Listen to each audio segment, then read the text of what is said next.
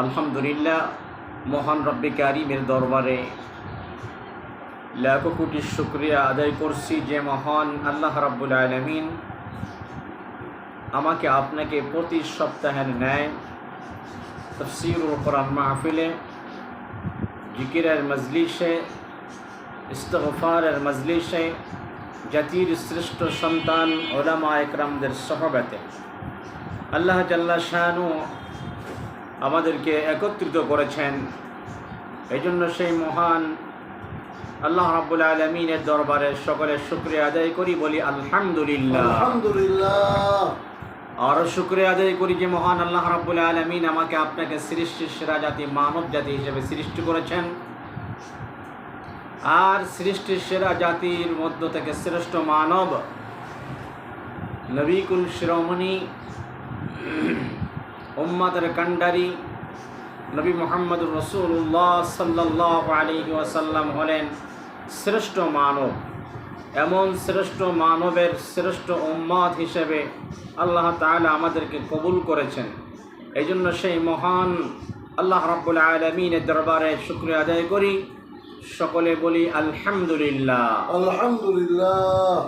এই মজলিসে আমরা আসতে পেরে খুশি না বেজার? খুশি। অল্প না বেশি? বেশি।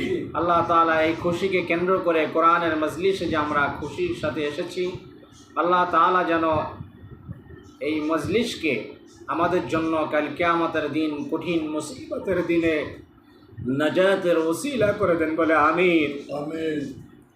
আমরা গুনাহগার, আল্লাহ রহমান, আল্লাহ রহিম।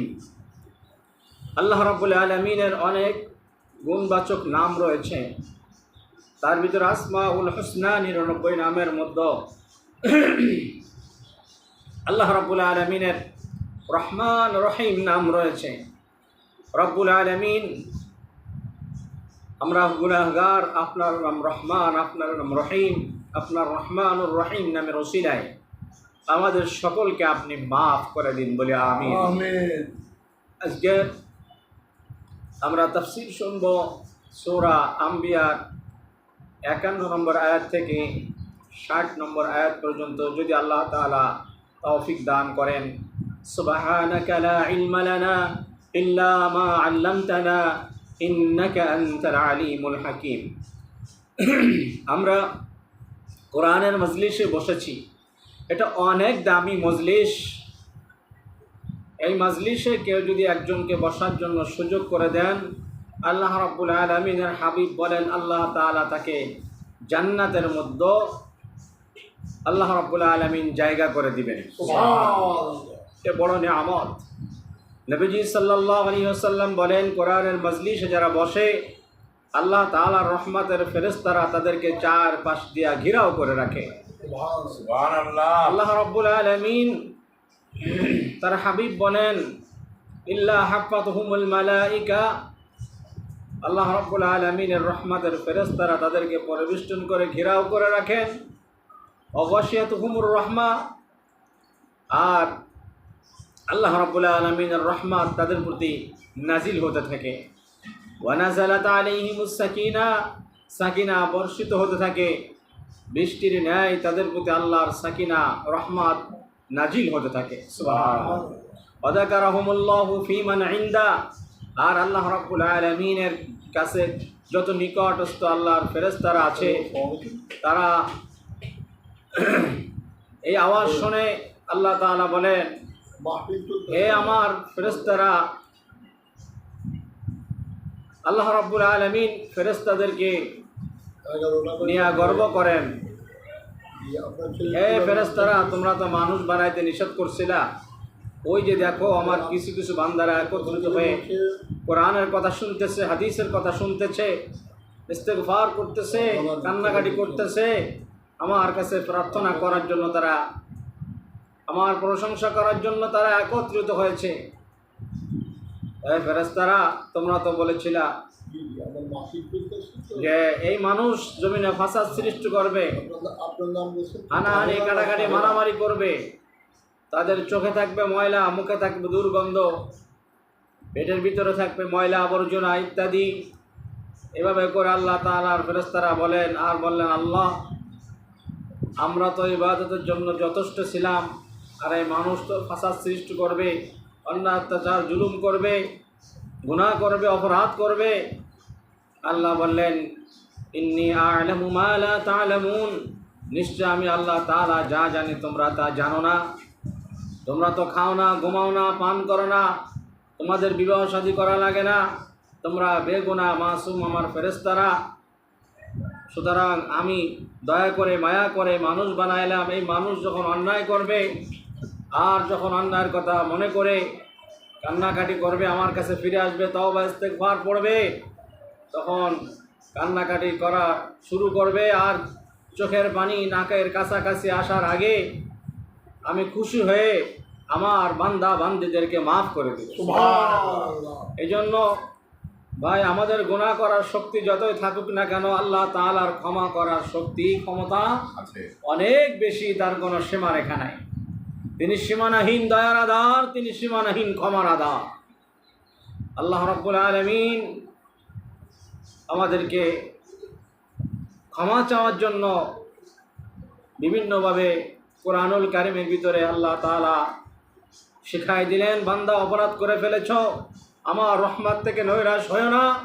আল্লাহ তাআলা বলেন, নবীজি আপনি বলে দিন, কুল ইয়া ইবাদিয়াল্লাযীনা আসরাফু আলা আনফুসিহিম লা তাকনাতু মির রাহমাতিল্লাহ ইন্নাল্লাহা ইয়াগফিরুয যুনুবা জামিআ ইন্নাহু হুয়াল গফুরুর রহিম। আল্লাহ তাআলা এভাবে তার নবীকে দিয়ে বলতে বললেন, নবী আপনি বলে দিন, আল্লাহর বান্দারা, তোমরা আল্লাহ তাআলার রহমত থেকে দূরে সরে যেও না, নৈরাশ হয় না, নিজের নফসের প্রতি জুলুম করছো, বাড়াবাড়ি করেছো, আল্লাহ তাআলার কাছে ক্ষমা চাও। তিনি ক্ষমাশীল, দয়াশীল, তিনি তোমাদেরকে ক্ষমা করে দিবেন, তিনি তোমাদেরকে মাফ করে দিবেন। সুবহানাল্লাহ। আমরা ইতিহাস দেখতে পাই যে আল্লাহ তাআলা এত বড় ক্ষমাশীল। বনি ইসরায়েলের যুগের ঘটনা আছে, অনেক ঘটনা রয়েছে। বুখারীর ভিতরে ঘটনা এসেছে যে আল্লাহ তাআলা এত ক্ষমাশীল, তার বহু প্রমাণ দেখাইছেন। আল্লাহ রাব্বুল আলামিন তার হাবিব বলেন, বুখারীর ঘটনায় এসেছে যে আল্লাহ তাআলার এক বান্দা, সে এমন কোনো পাপ নাই যে করে নাই, তারপরে তার বুঝে আসছে যে আমি যে অপরাধ করেছি, আল্লাহ তাআলা যদি আমার হিসাব চায় আমি হিসাব দিতে পারবো না। সুতরাং ও আমার সন্তানেরা, আমি যখন মারা যাব তখন তোমরা আমাকে আগুনে পুড়িয়ে ছাই বানিয়ে দুইটি ভাগ করবে, এক ভাগ সমুদ্রের পানির সাথে মিশিয়ে দিবে, আর এক ভাগ বাতাসের সঙ্গে উড়ায় দিবে। আল্লাহু আকবার। উনি মারা যান। মারা যাওয়ার পরে তার সন্তানেরা বাবার আদেশ পালন করলেন, ওনাকে পুড়িয়ে ছাই বানিয়ে এক ভাগ বাতাসের সঙ্গে উড়ায় দিলেন, আর এক ভাগ পানির সঙ্গে মিশিয়ে দিলেন। বলেন তো, বাতাসের সঙ্গে উড়াই দিল, শরীর পুড়িয়ে ছাই বানাইয়া আর এক ভাগ পানির সাথে মিশিয়ে দিল, আল্লাহ তাআলা কি বলেন তো একে জীবিত করতে পারবেন কি পারবে না? পারবে। অবশ্যই পারবে। যিনি আমাদেরকে বলেছেন যে আমি জীবন দেওয়ার আগে তোমাদেরকে মৃত্যু দিয়েছি। আল্লাহ তাআলা আগে মওত সৃষ্টি করেছেন, আমাদের মায়ের গর্ভে আমরা ছিলাম মৃত্যু, আল্লাহ তাআলা সেখানে জীবন দিলেন। দুনিয়ায় আমরা জীবন যাপন করতেছি, আবার মৃত্যু আল্লাহ তাআলা দিবেন, আবার আল্লাহ তাআলা এই মৃত্যু থেকে আমাদেরকে আবার কবর থেকে জীবিত করবেন। সুবহানাল্লাহ। এতে কোনো সন্দেহ নাই। আল্লাহ তাআলা বলেন, তোমরা যদি পচে গলে শেষ হয়ে যাও, মাটির সঙ্গে যদি মিশে যাও, তবু আমি আল্লাহ তাআলা তোমাদেরকে অবশ্যই অবশ্যই জীবিত করব। তোমাদেরকে আমি আল্লাহ তাআলা যেমন আস্ত মানুষ ছিলা, 3.5 হাত বডির মানুষ যেমন ছিল, আমি আল্লাহ তাআলা তেমন করে উঠাবো, তাতে কোনো সন্দেহের অবকাশ নাই। যাই হোক, সে আল্লাহর বান্দা যখন মারা গেলেন, ওনাকে ওনার শরীর পুড়িয়ে ছাই বানিয়ে এভাবে দুই ভাগ করে বাতাসের সঙ্গে এক ভাগ, পানির সঙ্গে এক ভাগ মিশিয়ে দিলেন। তিনি যে কী জন্যে তার শরীরটা পোড়াতে বললেন সন্তানদেরকে, এ খবর কে জানেন? আল্লাহ তাআলা জানেন। তিনি কিসের নেশায়, কিসের আশায়, কিসের ভয়ে, কি পাওয়ার আশায় তিনি এই কাজটা করতে বললেন, যখন তাকে এরকম পানির সঙ্গে এক ভাগ মিশাই দিল তার শরীর, আর এক ভাগ বাতাসের সঙ্গে উড়াই দিল, আল্লাহ তাআলা ফেরেশতাদেরকে বললেন এবং আল্লাহ রাব্বুল আলামিন বাতাসকে বললেন, হে বাতাস, তুমি থেমে যাও। আমার বান্দার শরীরটা পুড়িয়ে ছাই বানিয়ে অর্ধেক শরীরটা তোমার ভিতরে দিচ্ছে, তুমি উড়ে নিয়ে বেড়াচ্ছ। সুতরাং যেমন শরীর ছিল অর্ধেকটা শরীরে পরিণত হয়ে যাও। সুবহানাল্লাহ। পানিকে বলল, হে সমুদ্রের পানি থেমে যাও। আমার বান্দার শরীর যেমন ছিল অর্ধেকটা শরীর তেমন আস্ত হয়ে যাও। সুবহানাল্লাহ। বাতাস পানি আল্লাহর হুকুম পালন করলো, সাথে সাথে আল্লাহ তাআলার হুকুমে তার শরীরটা আস্ত হয়ে গেল, আলাদা হলো না। আলাদা ছিল, চূর্ণ বিচূর্ণ ছিল, ছাই ছিল। এই শরীরে যেমন ছিল তেমনই আল্লাহর হুকুমে পরিণত হয়ে গেল। সুবহানাল্লাহ। এবার আল্লাহ রাব্বুল আলামিন কি করলেন? তার শরীরের ভিতরে রুহু ঢুকাই দিলেন। সুবহানাল্লাহ। রুহু প্রবেশ করানোর পরে লোকটি কি হয়ে গেল? জীবিত হয়ে গেল।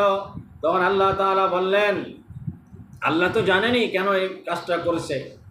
আল্লাহ তারপরে জিজ্ঞেস করলেন, হে বান্দা, তুমি কি মনে করেছ তোমার শরীর পুড়িয়ে ছাই বানিয়ে বাতাসের সঙ্গে আর পানির সঙ্গে মিশাই দিলে তুমি মাপ পেয়ে যাবা? কখনো নয়, আমি তোমাকে অবশ্যই জীবিত করব। তুমি কি মনে করেছ? আল্লাহ তাআলা বললেন যখন এই কথা, সে তখন বললেন, হে আল্লাহ, আমি কেন এই কাজটা করতে বলেছি আমার সন্তানদেরকে আপনি তো ভালো জানেন। সুবহানাল্লাহ। আল্লাহ অবশ্যই ভালো জানেন। তখন আল্লাহ তাআলা বললেন, আমি তো ভালো জানি, তারপরও তুমি বলো কেন এই কাজটা করেছ? ওই ব্যক্তি বললেন, আল্লাহ, জীবনে এমন কোনো অপরাধ নাই, গুনাহ নাই যে আমি করি নাই। সুতরাং আপনি যদি আমার হিসাব চান, আমি হিসাব দিতে পারবো না, আমি জাহান্নামী হয়ে যাব। সুতরাং আল্লাহ, আপনার ভয়ে, আপনার জাহান্নামের ভয়ে আমি এই কাজটা আমার সন্তানদেরকে করতে বলেছি। তাই আমার সন্তানেরা আমার আদেশ পালন করেছে। আল্লাহ, শুধুমাত্র তোমার ভয়ে আমি এই কাজটা করতে বলেছি। সুবহানাল্লাহ। আল্লাহ তাআলা বললেন, আমি তো জানি তুমি আমার ভয়ে এই কাজটা করেছো। সুতরাং তুমি যেমন আমার ভয়ে এই কাজটা তোমার সন্তানদেরকে করতে বলেছো, আমি আল্লাহ তাআলা খুশি হইয়া তোমাকে মাফ করে দিলাম। সুবহানাল্লাহ। আল্লাহ তাআলা এরকম বহু ঘটনা দেখাইছেন। আল্লাহ রাব্বুল আলামিন ক্ষমাশীল, তিনি দয়ার সাগর, তিনি রহমান, তিনি রহিম, তার দয়ার কোনো সীমা নাই। সুতরাং আমরা আল্লাহ তাআলার রহমত থেকে দূরে সরে যাব না। আল্লাহ তাআলা নবীকে দিয়ে কথাই বলতে বললেন, ইয়া ইবাদিয়াল্লাযীনা আসরাফু, আল্লাহ তাআলা বললেন, হে আমার বান্দারা, আলা আনফুসিহিম, যারা তোমরা নিজেদের নফসের প্রতি জুলুম করেছো, আত্মার প্রতি বাড়াবাড়ি করেছো, তোমরা আমার রহমত থেকে নৈরাশ হয় না, দূরে সরে যেও না। সুতরাং তোমরা আমার কাছে ফিরে আসো, আমি তোমাদেরকে ক্ষমা করে দেব। নিশ্চয় আল্লাহ তাআলা ক্ষমাশীল, তিনি ক্ষমাকারী। আল্লাহ রাব্বুল আলামিন এই জন্য আমাদেরকে বলছে আমার রহমত থেকে দূরে সরে যেও না।